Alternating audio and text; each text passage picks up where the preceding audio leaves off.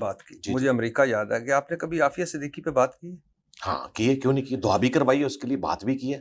آپ نے وہ ان کے جو امریکی وکیل ہے عافیہ صدیقی کا، جو امریکن ہے، جی میں ساری باتیں سنتا ہوں، دل دکھتا ہے. ہاں، بالکل کہ ان کے عافیہ صدیقی کے ساتھ 2 مرتبہ جیل کے گارڈز نے جنسی زیادتی کی اور بے شمار جی مرتبہ بے شمار قیدیوں نے. دفعہ. اب بات پتہ کیا ہے، پھر میں بات کروں گا، شاید آپ کے ماننے والوں کو بری لگے. ہمارے ایک ایکس پرائم منسٹر تھے جو عافیہ صدیقی کی بڑی بات کرتے تھے. جب وہ ٹرمپ کے سامنے جا کے بیٹھے تو انہوں نے صحافیوں کو منع کر دیا کہ یہاں عافیہ کی بات نہیں کرنی. یہ تو ہمارے حکمرانوں کا حال ہے. یہ آپ عمران خان کی بات کر رہے ہیں. میں نے نام کیوں لینا ہے؟ نام لینے کی ضرورت نہیں. آپ کو کس نے کہا کہ انہوں نے منع کر دیا تھا صاحب؟ اچھا وہاں بات کی انہوں نے؟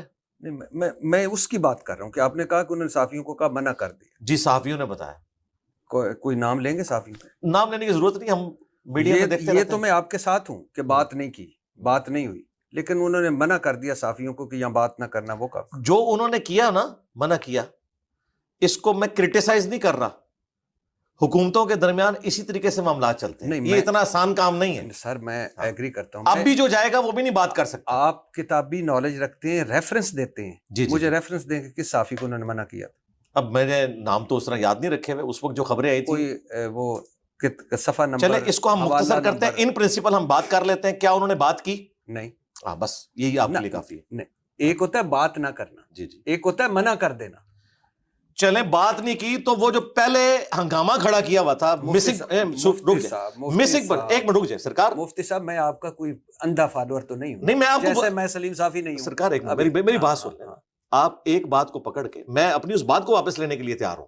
ٹھیک ہے آگے بڑھ. ہاں نہیں آگے نہیں بڑھیں گے. ہم آپ کو وہ پورا آئینہ دکھائیں گے کہ ان لوگوں کی گورنمنٹ پہ آنے سے پہلے مسنگ پرسن کے بارے میں کیا زبان ہوتی ہے، اور پرائم منسٹر بننے کے بعد مسنگ پرسن کے معاملے میں بلوچستان والوں کو راضی نہیں کر سکتے، حتیٰ کہ وہ ان کی گورنمنٹ سے علیحدہ ہو جاتے ہیں. آپ دوسرا موضوع چھیڑ رہے ہیں. ہاں میں ویسے آپ کو بتا رہا ہوں کہ یہ مجبوریاں ہوتی ہیں حکمرانوں کی. یہ تو مجبوریاں ہاں رہا میرا معاملہ، مجبوریاں نہیں سر، یہ مجبوریاں نہیں. میں رہا میرا معاملہ تو میں نے ان کے لیے آواز بھی اٹھائی. ان کے لیے جو مشتاق غنی صاحب نے سٹرگل کی، میں نے ویڈیوز میں ان کو سپورٹ بھی کیا. فلسطین کے لیے جو کیمپ لگا اس کو بھی سپورٹ کیا. باقی اگر آپ کہیں نا کہ میں اس طریقے سے ایجیٹیشن کروں یا پبلک یا وہ میں کام نہیں کرتا. ہاں میں اس پہ بات کرتا ہوں، اور میں اس سے آگے بھی جہاں جہاں پہ کوئی زیادتی ہوئی ہے میں اس کے اوپر بھی بات کرتا ہوں. سائیوال انسیڈنٹ ہوا، میں نے اس پہ بھی بات کی. ماڈل ٹاؤن کے اوپر بھی میں نے بات کی. اب بھی اگر کوئی ایسی بات ہوگی میں اس کے اوپر بھی بات کروں گا. جہاں پہ زیادتی ہوتی ہے ہم اس کو ہائی لائٹ کرتے ہیں. آپ نے کہا کہ فوج کو سیاست میں حصہ نہیں لینا چاہیے، ہمارا آئین پاکستان کہتا ہے. بالکل ٹھیک ہے، یہاں تک تو ٹھیک ہے. مگر آپ نے کہا جنرلز جھوٹے ہوتے ہیں، یہ کعبے کی چھت پر بیٹھ کر کوئی بات کریں تو اعتبار نہیں کیا جا سکتا. اس طرح بات نہیں ہوئی تھی. جس طرح ہوئی تھی ہاں جی وہ بتاتا ہوں. پہلی بات ہے یہ جو میری ویڈیو تھی جس کو آؤٹ آف کانٹیکسٹ کاٹا گیا، اور کچھ چیزیں اس کی اپنے حق میں ایک پولیٹیکل جماعت نے استعمال کی. پھر اسی انٹرویو میں سے کچھ اور چیزیں جو میں نے بیلنس جس طرح گفتگو کرتا ہوں دونوں طرف کی، وہ بعد میں میرے خلاف یوز کی. یہ میں نے بات کی تھی کہ اس وقت پاکستان کی عوام کی یہ حالت ہے کہ اگر ہمارے اسٹیبلشمنٹ کے لوگ، جنرلز یا فوج کے لوگ یہ کعبے کی چھت پہ بھی کھڑے ہو کر لوگوں کو یہ یقین دلائیں نا کہ ہم پالیٹکس میں لچ فرائی نہیں کریں گے، تو بھی مشکل سے ہی عوام اس کا یقین کرے گی. یہ میں نے بات کی تھی. اس کی وجہ ہے کہ ہمیں یہ پولیٹیکل انجینئرنگ ہمیشہ سے نظر آتی ہے. 90s کے دور سے لے کر مختلف پروجیکٹس لانچ ہوتے ہیں اور پھر اس کے بعد ان پروجیکٹس کو ختم کر دیا جاتا ہے. 77 سالوں سے ہوتا ہے. جی ہوتا ہے. آپ نے کہا کہ نواز شریف اور مریم نواز دلیر لوگ ہیں، سینہ تان کر جیل کاٹی.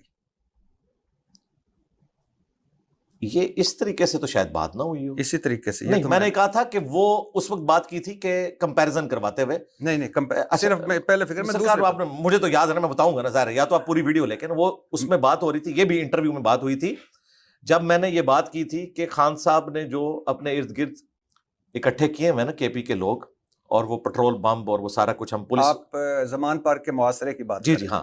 تو میں نے کہا تھا کہ آپ کو گرفتاری دینی چاہیے دلیری کے ساتھ، جس طرح ان لوگوں نے جا کے گرفتاری دی تھی. آپ نے کہا نواز شریف اور مریم نواز دلیر لوگ ہیں، سینہ تان. جی میں آپ کو پورا کانٹیکسٹ بتا رہا ہوں. انہوں نے جیل بھی کاٹی اور سہولتیں بھی برداشت کی، اور ان کے اے سی بھی اتروائے گئے، اور جو کچھ بات ہوئی وہ میں نے اس کو اے سی اتروائے گئے.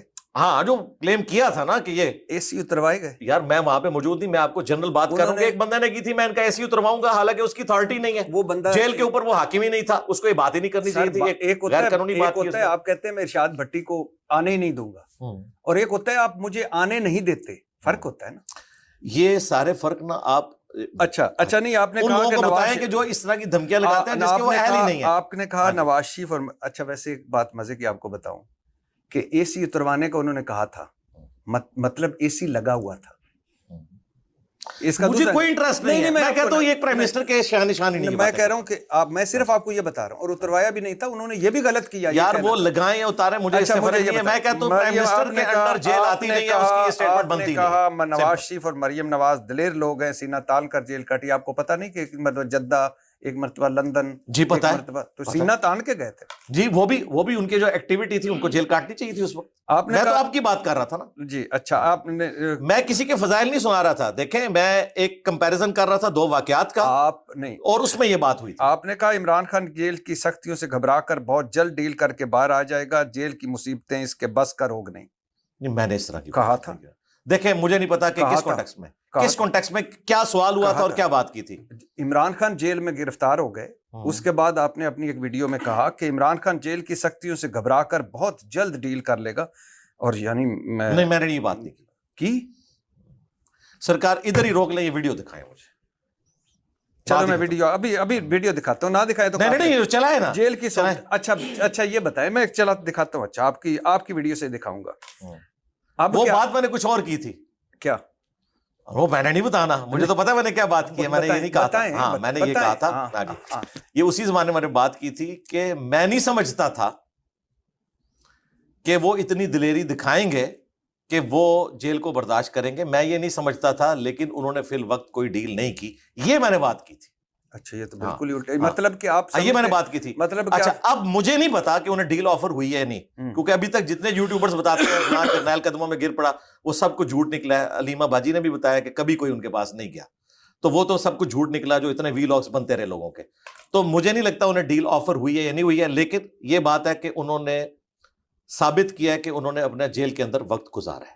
تو میں نے یہ بات کی تھی کہ مجھے نہیں لگتا تھا کہ اس طرح کے ایک ایلیٹ ماحول میں پلنے والا شخص اس صعوبت کو برداشت کر سکے گا. مجھے لگتا نہیں تھا, یعنی میں نے کہا تھا کہ ایسا ہوگا نہیں. آپ سمجھتے ہیں کہ عمران خان نے بہادری سے جیل کاٹی؟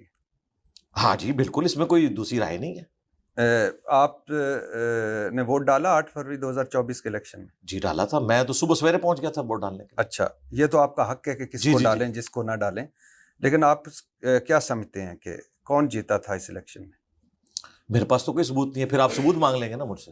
آپ مجھے کہیں گے ثبوت دو. آپ ویسے کیا آپ کا آپ ویسے نا نہیں, آپ فیکٹس اینڈ فگرز پر ہے نا, میرے پاس تو کوئی ثبوت نہیں ہے. اچھا فارم اگر آپ یہ بات کریں جنرل کے پرسیپشن کیا ہے, جس طرح میں نے کہا, اچھا یہ کرتے ہیں وہ بھی چھوڑ دیتے ہیں. جس طرح اب محمد بن سلمان نے جہاز اتروا لیا تھا, ظاہر ہے وہ کرائم بھی بتاتے ہیں سب کچھ, وہ رپورٹ نکلی نا, میں تو وہاں بیٹھا نہیں ہوا تھا کہ کس وجہ سے نکلوایا. وہ رپورٹ ہے آپ کے پاس؟ میں نے وہی بتایا نا, یہ بھی میرے پاس کوئی رپورٹ نہیں ہے, لہٰذا میں جواب نہیں دوں گا. اور اگر آپ اسی قسم کی گفتگو سننا چاہتے ہیں تو میں بتا دیتا ہوں, میرے پاس کوئی فکر نہیں ہے جی کہ 8 فروری کے الیکشن کون جیتا تھا. محمد بن سلمان کی رپورٹ ہے آپ کے پاس؟ میں نے کہا نا کہ میرے پاس نہیں ہے نا. اچھا تو یہ صحافی بیان کرتے ہیں نا, اس طرح صحافی ہمیں بتاتے ہیں کہ یہ کچھ ہوا تھا, تو چونکہ آپ نے منع کیا ہے لہٰذا میں بیک فٹ پہ رہتا ہوں. ہاں پبلکلی آر ٹی ایس بیٹھا نہیں بیٹھا, 2018 میں ایک بندہ حکمران بنا, یہاں پہ فارم 47 تھا 45 تھا, دوسرا حکمران بنا. میرے پاس کوئی ثبوت نہیں ہے جو میں آپ کے سامنے رکھ سکوں. رہی پبلک پرسیپشن, تو وہ میں نے آپ کو بتایا کہ کئی صحافیوں نے یہ باتیں کی تھی کہ یہ ہوا تھا, وہ تو پبلکلی سامنے آتا ہے. فیکٹس اینڈ فگر میرے پاس نہیں ہے, لہٰذا چونکہ آپ کا معیار فیکٹس اینڈ فگرز کا ہے, تو ہاں اس لیے میرے پاس کوئی ثبوت نہیں. اچھا آپ دوسروں پر بہت سخت تنقید کرتے ہیں, جو کہتے ہیں میں آپ کا حق ہے, فراڈ ہے, یہ ہے وہ ہے, لیکن جب تحریک انصاف والوں نے آپ پر تنقید کی تو آپ نے ایسی ان کو سنائی, یوتھیا تو فلاں تو فلاں تو فلاں. نہیں جنرل بات نہ کریں اس طرح. ہاں اسی پہ جب آپ کی جو 2-3 بیانات آئے پولیٹیکل پہ آئے تو آپ نے بڑا اس کے نہیں, اس پہ نہیں, انہوں نے کہا تھا یہ مولوی بک گیا ہے. اور ایک یوٹیوبر عادل راجہ, اس نے کہا تھا انجینئر صاحب کو ایجنسیوں نے بلا کر دھمکی لگائی ہے اور ایک بڑا عہدہ آفر کیا ہے. یہاں پہ بھی لوگوں نے ٹویٹس کر دی. تو میں نے کہا تھا بالکل جھوٹ بول رہے ہیں, آج تک مجھے انہوں نے اس معاملے میں نہ تو بلایا, نہ وہ اس طریقے سے مجھے کہہ سکتے ہیں، نہ میں کسی کے کہنے کا پابند ہوں. یہ بالکل جھوٹا الزام ہے، اور چند مہینوں میں آپ کو پتہ چل جائے گا. اگر تو میں نے عہدہ قبول کر لیا تو بات ہوگی، اور وہ کوئی نہیں نکلی. جنہوں نے عہدے قبول کیے ہیں وہ آپ لوگوں کے سامنے. عہدے کی آفر ہوئی کبھی؟ نہیں، ان کی طرف سے تو کوئی ایسی آفر نہیں ہوئی ہے کہ آپ کوئی عہدہ قبول کریں. کن کی طرف سے؟ جو اس وقت کرتے دھرتے ہیں ان کی طرف سے. ہاں، پچھلی گورنمنٹ میں ایک دفعہ مذہبی امور کے اعتبار سے رابطہ کیا گیا تھا، عمران خان کی حکومت. ہاں، اس میں عمران خان صاحب کا کوئی لینا دینا نہیں تھا. وہ حکومت جو ان کی- 10 سال کا پلان بنائے بیٹھے ہوئے تھے نا، ہاں، ان کی طرف سے تھی کوئی چیز. کون 10 سال کا پلان بناتا ہے؟ جو ابھی اندر ہیں اور بھگت رہے ہیں. کون ابھی اندر ہے؟ اسٹیبلشمنٹ کا بندہ، کون سا بندہ؟ ان کی ایجنسی کا ہیڈ، کون سی ایجنسی کا ہیڈ؟ سب سے بڑی نمبر 1 اس بندے کا نام؟ فیض حمید. تو اتنا مجھے لمبا چوڑا گھما کے سیدھا آپ کا تو کام سیدھا لائیں اس پہ. اچھا، میں چاہ رہا تھا کہ شاید آپ کہیں بریک مار لیں اور مجھے نام لینا. نہیں آپ تو ہم بڑے وہ. اچھا، تو انہوں نے وہ جن فیض حمید نے اس وقت کیا؟ بس وہ چھوڑ دینا. نہیں، خود تو نہیں ظاہر ہے، نہیں ہوتا نا. بس وہ آپ کو پتا ہے یہ کس طریقے سے، آپ کو تو فون آتے رہتے ہیں. جیو والوں کو تو بخوبی اندازہ ہے، جیو نے تو بڑی تکلیفیں کاٹی ہوئی ہیں. ہاں، صحیح کہہ رہے. اچھا، اس دور میں بھی اور اس دور میں بھی. ہاں نہیں، اب تکلیفوں کی پارٹی بدل گئی ہے، چل رہی ہیں. اچھا، یہ مجھے بتائیں کہ فارم 45 ٹھیک ہے کہ 47 ٹھیک ہے؟ میں نے کہا میرے پاس فیکٹس اینڈ فگرز ہی نہیں، میں کیسے اتنا تو بتا سکتے ہیں. نہیں، میں یہ نہیں کہہ رہا جیتا کون ہارا کون، میں کہہ رہا ہوں کہ 45 ٹھیک ہے، آپ پڑھے لکھے آدمی ہیں، کہ 47 ٹھیک ہے. دونوں ہی فارم ہے، سرکاری فارم ہے، دونوں درست ہونے چاہیے، آپس میں میچ کرنے چاہیے. اچھا، آپ بھی ٹھیک ہیں، اور جو کہہ رہے ہیں کہ قبروں کو زیارت گاہ بنانا ہے وہ بھی ٹھیک ہے؟ نہیں، دونوں فارم سرکاری ہیں نا. تو 47 جو ہے وہ 45 کی بنیاد پہ تیار کیا جاتا ہے نا. اچھا، کوئی سرکاری مولوی اور ٹھیک ہے جو بھی کہے. اوہو، میں نے آپ کو بتایا نا. پھر آپ مجھ سے کہیں گے آر ٹی ایس کے اوپر بات کریں گے، تو میں ادھر بھی کوئی ثبوت نہیں رکھتا. RTS کیوں نہیں ذہن سے نکل رہی؟ اور میں اس لیے بتا رہا ہوں کہ یہ کمپیریزن بنتا ہے نا دونوں کا. اچھا، مجھے کوئی انٹرسٹ نہیں، واللہ میں آپ کو بتاؤں، میں اس وقت بھی نظریاتی تھا. میں 2013 کے الیکشن میں کمپین کرنے والا تھا پی ٹی آئی کی. جب یہ 2014 میں کنٹینر پہ چڑھ گئے نا بیج والوں کی وجہ سے، تو میں اس وقت سمجھ گیا کہ اگلا انہوں نے اس کو تیار کیا ہے. میں اتنا نظریاتی ہوں ڈیموکریسی میں کہ 2014 میں نے اپنے محبوب لیڈر کو چھوڑ دیا کنٹینر کی وجہ سے کہ تم ان کا اعلی کار بن گئے ہو. اور تو مجھے اس لیے آج کل تو بہت خوش ہوں گے آپ جمہوریت پہ؟ نہیں، کوئی خوش نہیں ہوں. ووٹ کی عزت پہ؟ نہیں، کوئی خوش نہیں ہوں. پارلیمنٹ کے تقدس پہ؟ نہیں، میں کوئی خوش نہیں ہوں. میں سمجھتا ہوں کہ اس وقت جو آواز اٹھا رہے ہیں نا، یہ لوگ پائنیئر ہیں اس کے. اس وقت یہ سب کچھ کر رہے تھے، اس وقت مزے لوٹ رہے تھے، اور اب جب ان کے گلے فٹ ہوا ہے تو ان کو ووٹ کو عزت دو. اور یہ ایک جیسے ہیں دونوں. نہیں، ڈیفینیٹلی. لیکن ڈیفینیٹلی آپ بھی مانتے ہیں نا یہ کہ جب یہ حکومت میں ہوتے ہیں تو چہرے اور ہوتے ہیں، اپوزیشن میں ہوتے ہیں تو اور ہوتے ہیں. کئی مرتبہ یہ سن لیں جی، بٹی صاحب کہہ رہے ہیں ہمیشہ. میں اور یہی میرا بھی رونا ہے کہ یہ اسی طریقے سے میں ہمیشہ کہتا ہوں کہ جس دن مجھے کوئی ایک ایسی پارٹی مل گئی جس نے حکومت میں آ کے کہا کہ فوج کو اسٹیبلشمنٹ یا فوج کو سیاست سے آؤٹ ہونا چاہیے، میں اس کے ساتھ ہوں گا. یہ اس وقت ساتھ ہوتے ہیں جب اپوزیشن میں آتے ہیں تو خلاف ہو جاتے ہیں اسی طریقے سے. لیکن اچھا، یہی رونا ہے جی ہمارا. اچھا، آپ پی ٹی آئی کے لیے آپ نے اس دن بڑا دور سے بھانپ لیا آپ نے کہ وہ ان کا، تو اب یعنی مطلب کسی کے بھی آپ کوئی پسند نہیں ہے، سارے ہی ایسے ہی ہیں؟ اس کی وجہ یہ کہ اب بھی جو نظریاتی بنے ہیں نا، وہ کہتے ہیں ان کو ہٹائے ہمیں لے کے آئیں، تو انہی سے ہی مانگ رہے ہیں. ہم کہتے ہیں ان سے نہ مانگیں، پلیز ان کے ساتھ نہ مانگیں. تھوڑا سا ان پہ زور لگاتے ہیں، وہ سختی کرتے ہیں، پھر کہتے ہیں ہم آپ سے صلح کریں گے. تو نہ کریں، اپنے اس مشن کو آگے لے کے چلیں. کون سا مشن؟ جو آپ سمجھتے ہیں ووٹ کو عزت دو. جو جنہوں نے دینی تھی دے دی. وہ تو جو دینے والے تھے ان سب نے مل کے اس وقت جو ہے وہ ایک آرمی چیف کو ایکسٹینشن دے دی تھی، سب نے مل کے دی تھی. تو وہ نعرہ تو اسی دن ختم ہو گیا. وہ اب پریکٹیکلی بیانیہ دوسری پارٹی کے پاس آ گیا، لیکن وہ مکمل طور پہ وہ بھی نہیں ہے. وہ بھی صرف یہ کہتے ہیں کہ ہمیں آپ حکومت میں لے کے ان کو ہٹائیں. ہماری جو اس وقت موجودہ قیادت ہے یہ ملک کو ان بحرانوں سے نکال پائے گی انشاءاللہ. سائنس تو پازیٹیو نظر آ رہے ہیں، امید ہے انشاءاللہ. کیا مثلا پازیٹیو نظر؟ کانٹینیوٹی ہونی چاہیے. کس حوالے سے کانٹینیوٹی ہونی چاہیے کہ 5 سال گورنمنٹ پوری کرے. میرے خیال میں خان صاحب کو بھی نہیں ہٹانا چاہیے تھا، ان کے بھی 5 سال پورے کرنے چاہیے تھے.